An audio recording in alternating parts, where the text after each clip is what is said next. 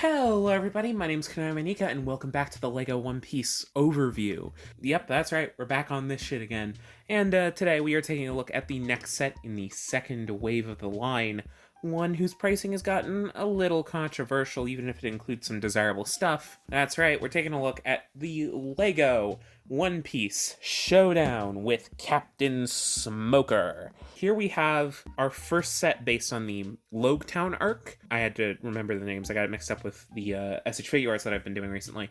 But yes, our first Town based set, and it is the second smallest, though it does come with a bit of a complication, which I guess I might as well talk about right now. In a lot of press and like leaks and whatnot, this said it was going to retail for like $60, which with the piece count wouldn't have been outrageous. It would have been a little bit higher than I would have liked, but it would have been okay. But then on release, it got hit with a $10 price hike. It is $70. This thing is $70, and it does not look it. It annoys me to no end. Obviously, LEGO pricing is already high, so I don't know what I should expect, but the fact that, especially for LEGO One Piece, these price hikes have been happening pretty constantly. It's probably one of the worst aspects of the theme. So we'll see if it's able to, I guess, go above and beyond that, and, you know, hopefully it will. I want to enjoy this set more than it's worth, but we'll see. As you can tell, front of the box is fairly standard LEGO One Piece fare. You have the little map in the corner with the LEGO Netflix One Piece logo. Down here at the side, you have the statistics. The set's for ages 9 and up, though this video is for adult collectors, for parents who might be interested in getting it for their child. This is meant to be for adult audiences, so get the fuck out of here if you're not. It's set number 75642. It's called Showdown with Captain Smoker. As I said, it has 547 pieces and it is a building toy. Then you get your image of the set itself on a wonderful piece of Town art. It looks so pretty in the background. The backgrounds have always looked pretty in these sets, but it just looks so pretty here with its nice like rainy facade and the moon shining behind the clouds. Ugh, wonderful. And then you get, of course, the CGI render of the set, which shows you basically everything that comes in the set. The two main buildings, the little fish shop thing. I think mine has a little bit of a misprinting on the box, but it's not that bad. Captain Smoker's motorcycle, as well as this little stand for Captain Smoker. You also get the standard little Luffy render, and then of course on this little map corner, the 4 minifigures that come in the set: Luffy, Sanji, Dragon, and Smoker. But yeah, mine also has a crease because of the shipping, but that's not going to necessarily happen with yours. On this side, a bit more of that standard map.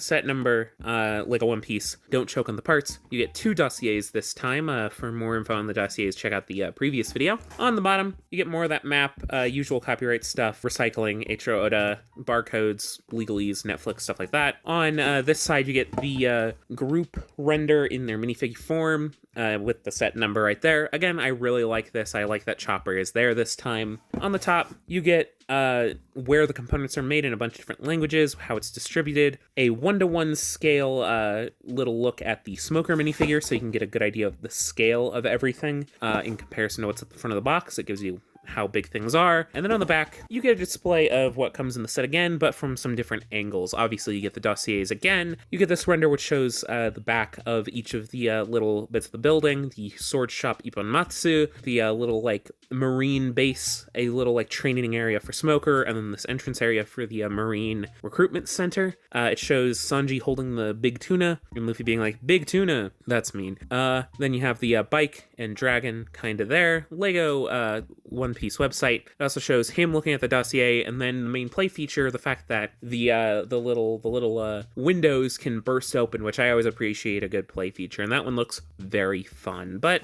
that's the box. But we can't really get ahead on this video without me unboxing it. So let's go ahead over to the build space and get this thing built, shall we?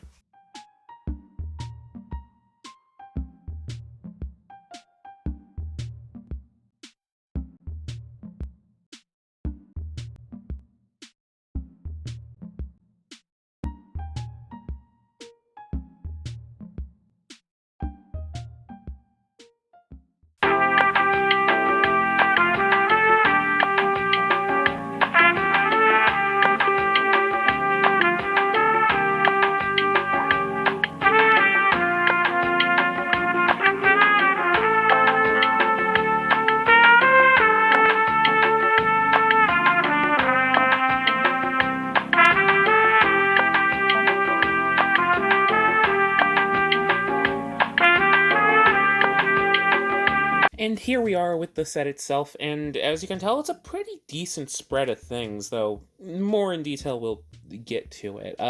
So first let's take a look at, I guess, the accessories for the set. We're gonna go small to big anyways, so we're gonna be working on this for a hot second. So first off, we do get a spare dossier. This one is just kind of left off to the side. I got another Mr. 3.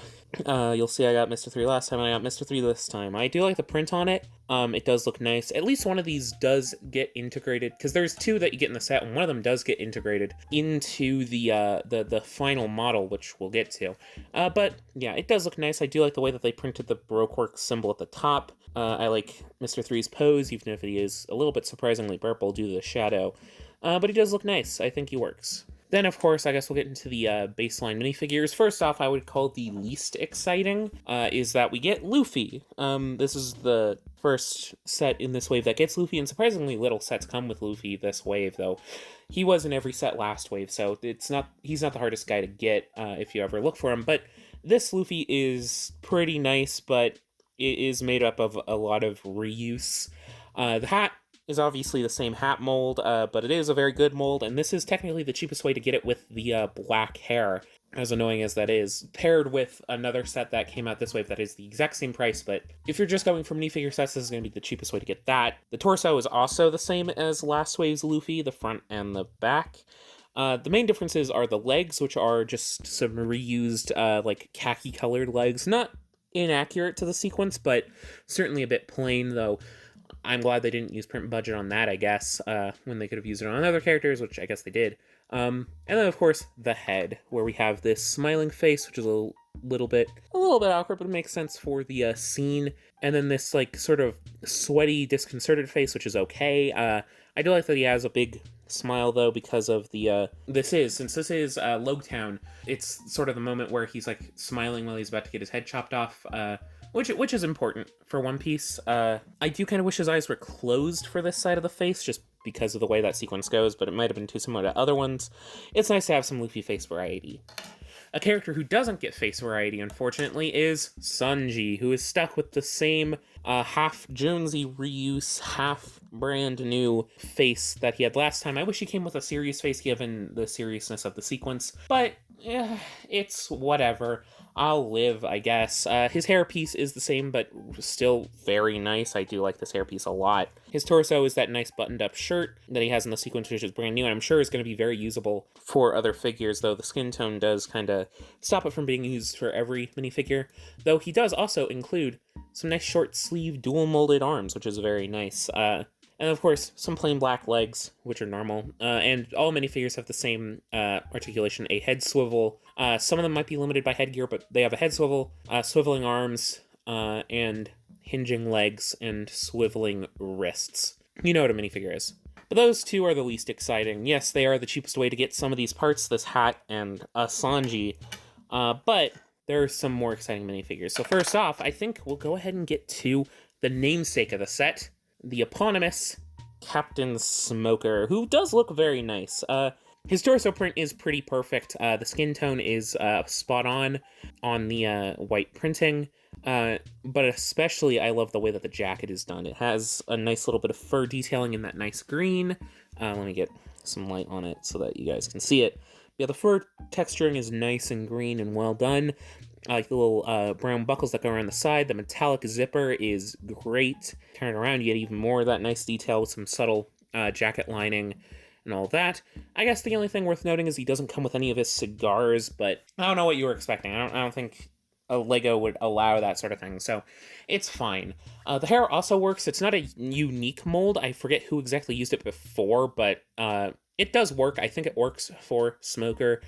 The legs are plain black, but I don't think he really could have done much more with it.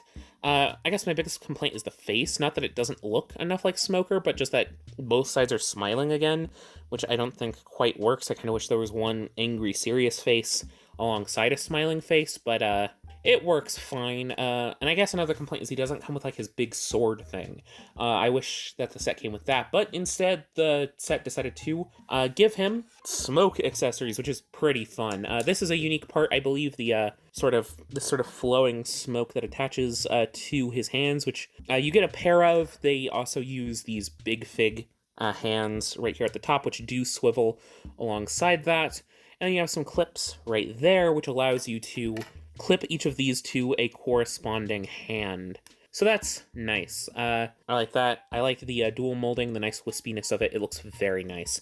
And alongside that, he also comes with this. It's an old mold, but it's like a ghost tail thing that they've been using for a while. You just take off his legs, replace them with that, and he's sort of half smoke, half man, which is a clever way of doing it. And then alongside that, one of the first things you build, or it's not the first thing you build. Well, yeah, the first thing you build. Ugh, sorry, I'm remembering things weird and out of order. But this is like the first thing you build, is a simple little circular base that, since these are so heavy, they included this so that you can have him punching and on the smoke tail while still being able to stand. So this is a very convenient inclusion. Plus, it allows you to sort of center the entire build around it, and it looks nice. We'll get to Smoker's other main thing in a second, but first we need to finish off the minifigures with the most surprising minifigure of the wave. Kind of like how last time I was really surprised that we got a Shanks, especially given the context of these sets. It was really surprising to get him. This time's most surprising minifigure is the leader of the Revolutionary Army, Dragon. And that's all I'm going to call him for the sake of spoilers. But yes, Dragon here is a very surprising inclusion. It makes sense. He stops Smoker in this one scene, but he's such a small part of Marineford that I'm surprised that he made it in, that he made the cut. Though I guess some other contextual stuff, I guess, gave him room. We'll get to that context later. As it is now, this is a pretty decent minifigure. The shirt and pants, I do like that they're both molded with that nice pinstripe detailing. And we'll also take a look at the back beneath the cape. It is nice and purple, but it's a little bit strange that he doesn't have the full cloak. This is accurate alongside the skin tone. The skin tone's great, but the pinstripe purple shirt and pants feel a little weird in how exposed they are. They're not inaccurate, but it's just a little bit weird because I'm so used to seeing him with a full cloak, but LEGO doesn't really have any full cloaks. The best that you could do at home is getting a second green cape like this and draping it over the front. So I guess that could work. Moving up, he does include a green version of this hood piece, which I'm not a big fan of this piece. It looks a little awkward and incomplete, but I guess it works here for Dragon, especially if you get a second cloak to put on the front. I think it would work exquisitely then, but for now it's a little bit awkward. And he doesn't come with a spare hairpiece, I guess just because his hair doesn't really show up in the live action, but you might want to get a longer hairpiece if you can. But the main standout here is his face with the big tattoo, which this facial expression is perfect, and the tattoo is captured pretty dang perfectly. It looks so, so good. And then, of course, on the back, he has the smile, which feels fitting for this particular sequence. He does smile a little bit, though this is very much more a general dragon expression, so I'm glad we have both. But yeah, this will limit head articulation. You can swivel it, but it won't swivel the hood, so I guess just keep that in mind. But yeah, it's nice that he's included, and yeah, the minifigure inclusions are pretty good. It gets you a somewhat cheaper way to get Sanji. It gives you some nice new characters as well, plus Luffy is always great to include. But yeah, that brings us to the builds, which, I mean, I guess we kind of started with that little circular plaza, though after that, you do build Smoker's motorcycle. I don't know exactly what to call it, but this is probably my favorite part of the set. And honestly, I feel like you could have sold this on its own for like $10, but LEGO doesn't do that shit anymore, unfortunately. So either way, we do get this as a side build, and it is amazing. I love the size of it. It is pretty perfectly sized for what we see in the series. It's maybe a little big, but it feels right because it is a big, bulky machine. It does roll and has its 3 wheels, as you can see. And the construction has a lot of nice studs on the side and a lot of unique shaping to get it into the proper shape. Though my favorite part has to be this front wheel construction-wise. Because to get these spikes poking out of it, it essentially uses the spikes as the connection point. Because it uses these wheels, which have one like little smaller stud on one side, connects it through there, and then gets another one of like these shorter pip-like pins, and then puts it in on that side and then pierces it through like that. It's so unique and such an interesting way to do a wheel, but it does work. It has a little bit less friction than these back wheels, or a little bit more friction, I should say, but it still works, and I appreciate it a lot. I think it's very well done. But yeah, otherwise, the dark green does look nice. There's only a little bit of red that pokes through, but otherwise, it is a pretty nice mix of stud-based construction and Technic-based construction.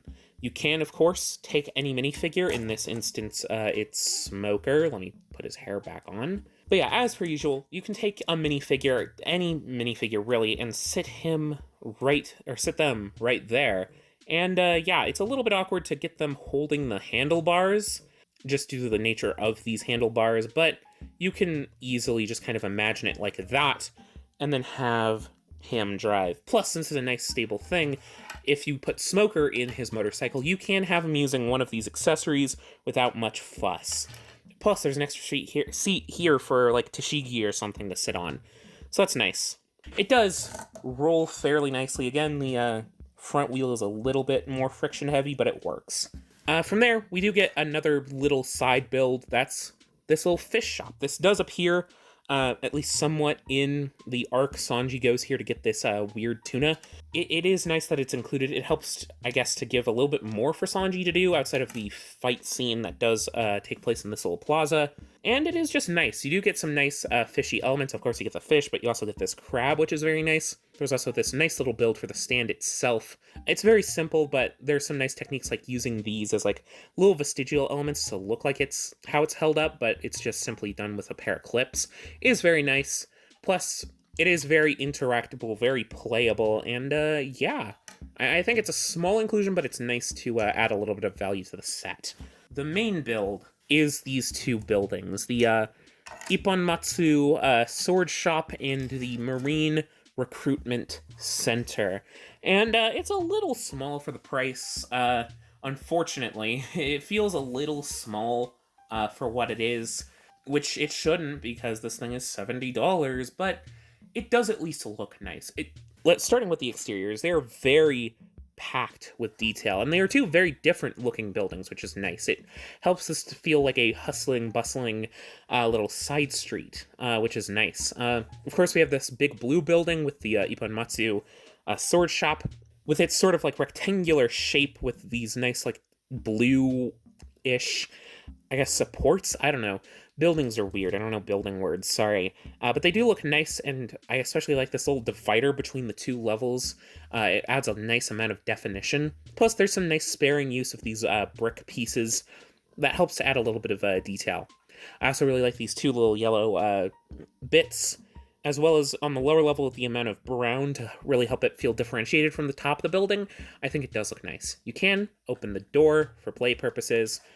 Plus, there is the sign, though the sign is a sticker, and one of the more annoying parts is that there's so many stickers. All of these little decals and details are stickers. The only things that aren't stickers are these dossiers and the minifigures. So that's annoying, but whatever. But yeah, it does look nice. And what also looks nice is this smaller recruitment center building. I like its tan in contrast with the like soft light blue. I like the copious number of details, the report, all pirates, the sort of bulletin board, the Piazza de Justice, or Piazza of Justice, or whatever, and then recruitment center number 12, plus you get a nice marine flag in blue, though the blue of the sticker is different from the blue of the flag. It works fine, and it's nice to get some marine stuff. You also do get this nice Doskoi Panda, whatever, I'm bad at pronunciations, sign, because that's like a brand in universe. That's nice to have as like a little Easter egg. Speaking of Easter eggs, there's a fucking wanted poster. Another one, as a sticker this time, with a bunch of like extra little decaling on top of it. It's got Luffy's $30 million berry bounty, I should say. Plus it has like a pirate hat, a pirate eye patch, and like a mustache. I guess it's kind of going for Gold Roger, though Gold Roger didn't really have an eye patch. I don't really get it fully. It might be a Redbeard reference. I don't know, but it's weird. It's fine, and it's a little bit annoying that like we get these printed, but that isn't printed. Whatever. And we got wanted posters printed before. Whatever. It's whatever. But yeah, that's nice. And as a final little bit, move your attention up here to the top. If we look on the inside briefly, you can see there's like this weird little Technic construction. That's because the windows here are meant to be destroyable. So I'm going to show that off right here. It goes like, I'm going to be careful. Ugh, those flew out and they kind of fell apart. Let me regroup real quick, but as you can see, it does burst very nicely. Yeah, they kind of went flying under me and off the table, but as you can see, they burst forward very nicely. You can see we've got these little green bits and that. It's a very satisfying play feature. I did find, though, that this little construction did fall off fairly easily, unfortunately, so I guess just be careful of that. You can easily reset it for play, plonk in, and then also there's a little bit of fire there to make it look like it exploded, which is cool. But yeah, you just simply plonk that back in, and these two are pretty interchangeable, so you just plonk that back in there, and plonk this one back in there, and you can barely even tell that there was a play feature there in the first place. That's very cool. I like how it looks. It's a very well done play feature. As you know, I do love nice, cool, destructive play features like that, and it adds a lot of extra value. But yeah, now let's move on to the inside, though, because that's part of the play feature. So you open the door, and you can go inside both buildings, and I imagine these top levels are supposed to be connected. They have the same floor, they don't really have any visible divisions, and they feel fairly similar, but this building is on its own. I guess we'll start down here, at the base level of this floor. Yes, down here we have a fairly open play area, so you can place your marine minifigures down there fairly easily. You also do have a nice little cup for play, a little blunderbuss-like gun, which is nice to have. I haven't seen one of those in a while. And of course you have some weights, because of course it comes with Smoker, he's doing some exercise. It makes a lot of sense. It's like like a piece used for like skateboard wheels, but they work pretty well as weights. And you imagine that they go up some stairs somewhere to get up to the second floor, where there is sort of like a dummy for Smoker to, I guess, beat up for training, as well as this map, which I guess tells them where they need to go next, which is nice. And also, I forgot to mention, I really like the building construction on the roof of the second building. It has a very nice rounded off appearance and gives it a very unique look in comparison to the more flat roof of this building. It looks very nice. Moving on to the second building, we of course have the Ippon Matsu sword shop, which, while fairly simple, and I do wish we had the shopkeeper as a minifigure given the high price of this set, it is nice. We have the two swords that go behind his little stand, as well as this big main sword, which is like the big expensive one, which has a nice like pearlescent sheen. I believe this color was for like some Ninjago like collectible gimmick, but you just get one here and that's nice. And then of course on the other side, you get a machete up there, some printed swords, which is a little bit annoying that they're only printed, but it does add a little bit of character, and the bucket with nothing in it as of now. It doesn't tell you to put any spare swords in it, but I will say you do get spare swords in these sets. Whenever there is one of these swords, they give you two of each, so you can easily fill that up with just the spares from this set, if not any spares that you get from other sets, so that should be usable. Then on the top floor is the sort of marine meeting area. I believe this is meant to be where Smoker and Garp meet, though you do not get Garp in this set. So you've got a little marine sticker right there. Let me move the light so you can look at that. Yes, a little marine sticker right there. A little red seat, this little marine justice like placard, whatever. And a main table which has a Dundun Meshi, which is great to get another one of those. And the other dossier. I also got the Miss Golden Week one, which is a new one, a unique one, which I'm glad to have. I did want to get these two because these two do have minifigures in the wave. Now I guess I'm just hoping for Vivi, because like these are meant to be like the character cards almost, even though they're inaccurate, I think. They might also just be the ones that they show off in the show, but those are like a blink and you miss it detail, so it's really annoying that it's those. Yeah, as little character cards, I think they're neat. I'm glad to have two of the ones that are minifigures, and now I just need Miss Wednesday. But yeah, that's basically it, and as you can see, there's a decent number of play opportunities, though these levels do feel a bit shallow and a tad cramped at times, especially here in the blue building, which I guess does lead to the final point. I will note that depending on how you want to display it, you can angle this building, so you can have it straight on like this, have it completely turned like this, which I guess connects those two bits at the top floor, which could give a little bit more floor space there. Or you could have it angled like so to give it a little bit more of a dynamic look, and I do like that. Though that does leave us at, is this worth $70? I do think it's worth noting that LEGO didn't initially think so. They initially priced this at $60, but decided to increase the price because they're oh so magnanimous. Yeah, I really don't think so. I do think 60 would be better because you do get a decent swath of stuff to play with. You do get this little side build, you get the main buildings, which have their own rooms, which are fairly detail-packed. You do also get the explosive gimmick, and you get this really, really good motorcycle. I have to say, this is one of the best LEGO motorcycle builds I've ever done, and I've done a decent number of them, given I've in the past, I've liked superheroes, and like a little bit of Monkey Kid, and, you know, stuff where they just throw motorcycles into sets. This one is both accurate to the show and very fitting, so I'm glad that they did it so well. But I do think you should wait to go on it for the set to go on a sale. 60 at least. 50 though would be like a decent deal, I think, especially if you're out of the LEGO space. This is very much overpriced, unfortunately, which is a little annoying because this set is kind of meant to be paired with another. With the way this wave is constructed, they've designed it so that the two smallest sets are meant to be paired with the two biggest sets. Thankfully, at least the smallest sets were designed to work on their own, while the bigger sets are the ones that need the supplements from the smaller sets, which in a way is a little bit annoying. If you're paying that much for one of those larger sets, you should have everything that you want. But at least for this set, I do think you get everything you need for this sequence. The sort of Luffy and Sanji versus Smoker fight, you do get everyone you need for that. Though, given the increased price, I do wish that you also got the Sword Shop owner, just to have, given that the other Logetown set does have Zoro and Tashigi. Though I imagine he shouldn't be the hardest to build on my own. I'll get around to it, but yeah, this is a set that you should wait on a sale for. Not to say it's bad, I do like the way that it's built, even if this angle is revealing some of the innards of this like strut, which is a little annoying. I do think it's a nice build, but I don't think it's $70 nice. What do you think of the set, though? Do you think it's worth it? Let me know in the comments below. Let me know your thoughts. If you did enjoy this video, do leave a like on it so I know to make more videos like this and so that it gets spread around to people who like it.